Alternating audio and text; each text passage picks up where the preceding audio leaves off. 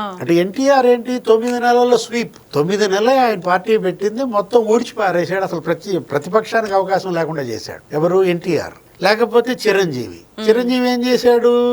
18% oats 17 సీట్స్కే పరిమితం అయ్యాడు. ఇక అదొక ఫెయిల్యూర్ ఎక్స్పెరిమెంట్ గా కాంగ్రెస్ లో కలిపేశాడు. విజయకాంత్ తమిళ హీరో, ఈయనకన్నా ముందు విజయకాంత్ ఆయన పార్టీ పెట్టాడు. ఏదో మొదట్లో అంత ఎన్నిక రాకపోయినా తర్వాత 23 సీట్లు కొట్టాడు. మెయిన్ అపోజిషన్ లీడర్ గా మారాడు. అనారోగ్యం అది కాస్త మక్కలో పుట్టి పొబ్బలో పోయిన పార్టీగా మారాడు.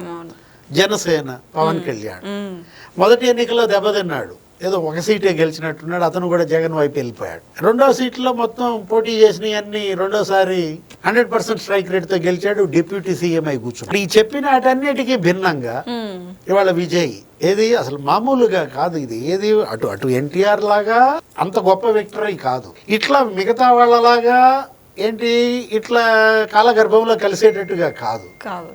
ఇవాళ అతను అంటూ ఇవాళ అటు డిఎంకేని మట్టి కరిపించాడు,